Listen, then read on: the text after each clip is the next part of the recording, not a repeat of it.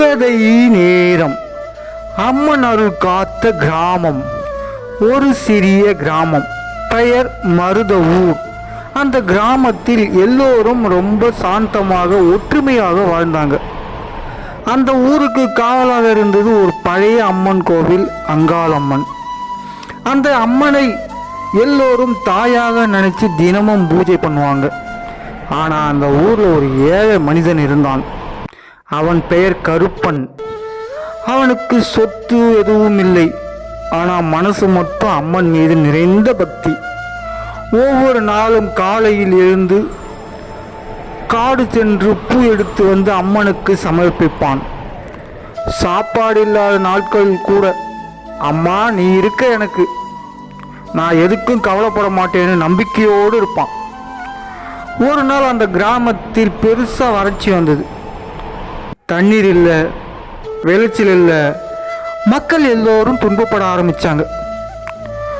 கோவிலுக்கு போகிறதும் குறைஞ்சி போச்சு. ஆனால் கருப்பை மட்டும் விட்டுல. என் அம்மா என்னை காப்பாற்றுவான்னு தினமும் பூஜை பண்ணிக்கிட்டே இருந்தான்.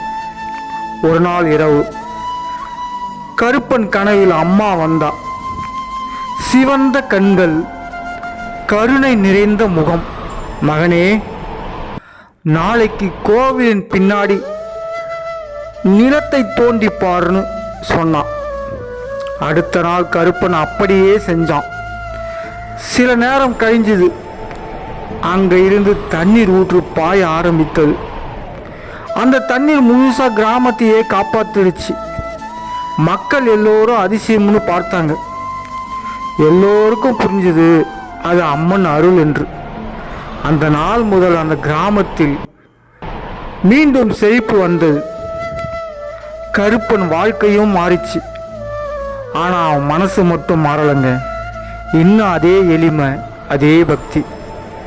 உறவுகளே, உண்மையான பக்தி இருந்தா அம்மன் நம்மளை எப்பவும் காப்பாற்றுவா.